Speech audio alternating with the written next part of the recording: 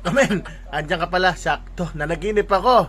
Magluluto raw akong bangus na masarap na basic para ngayong hapunan, mamen. Kaya naman, tirahin na natin. Baka tirahin pa ng iba. Mamen, may boneless bangus ako dito, mamen. Tirahin natin ng super simple, super dali, pero super sarap, mamen.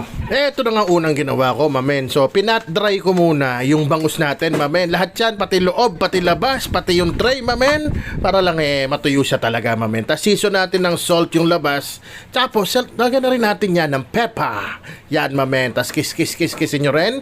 Sa loob, do the same thing. English yun, mamen. Salt and pepper, pero may dadagdag ako dyan, yung sikreto ko, pero hindi na sikreto dahil sasabihin ko na sa inyo. Ayan, medyo dinamihan ko yung pepper niya, mamen. Tapos titirahin ko ng North seasoning or kahit anong liquid seasoning, pwede, mamen. Kung wala, ontin toyo. Eto, mamen. Ayan, promise, try nyo yan. Sinigang mix. Ay, napakasarap, mamen. May natutunan ka na naman kay mamen. Ayan, sakto lang, huwag nyo ilagay lahat yan kasi may alat din yan, mamen. Siguro mga 1/3 nun. Tapos, set aside nyo lang at maghiwa na tayo ng ating mga ipapalaman sa ating milkfish, mamen, o bangus. Yan, naglagay ako ng isang sibuyas, tipid meals lang. Kung meron ka, mga sibuyas dyan sa inyo, dalawahin mo, mamen, no problem, masasarap yan. Siyempre, meron din yung kamatis, isang pirasong mahinog-hinog na. Hiwain nyo lang ng maliliit, mamen. Yan, saktong-sakto, kumbaga. Yan, tapos sunod na lalagay natin dyan, siyempre, maglalagay akong onion leeks. Pero ito, optional, kung wala ka, huwag ka maglagay kasi nga wala. Pero kung may ano ka, merong tanglad, mamen. Ayan, pwede kang maglagay ng tanglad dyan. Tapos ito, luya, mamen. O, chapin nyo lang ng maliliit dyan, yung parang pangkilaw, mamen. Para naman pag kinain mo, solve na solve. At yung iba, hindi maiwasan kasi iba niyan ayaw talaga, hindi. Pero kung meron kang barkadang ayaw ng luya o pamilya, lakihan may hiwa. Para, di ba, mapili nila. Tapos ito, lagyan lang din natin ng konting liquid seasoning at yan ang magpapasarap dyan, mamen. Yung kamay ko, syempre. Yan, halu-haluin nyo lang. Tapos, rekta na yan. Ipalaman na natin ng diretso. Ayan, mamen. O, syempre, lagay natin lahat dyan kahit mahirap isara.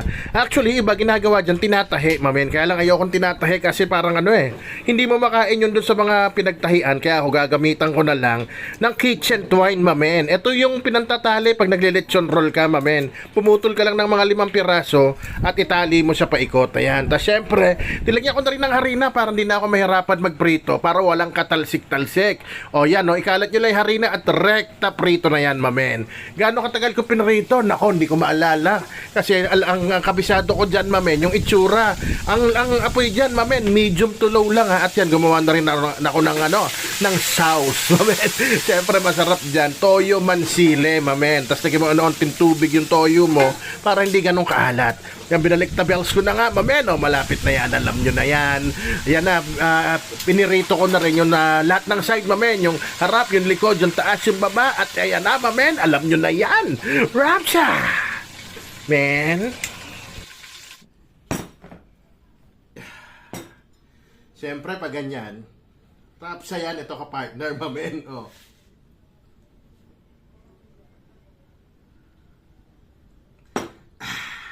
Tikman na natin.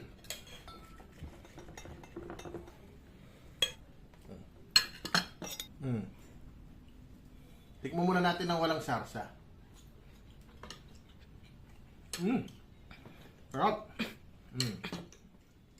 Sarap. Lalo na pag nakain mo yung onion leeks, lasa-lasa. Tama, may sarsa.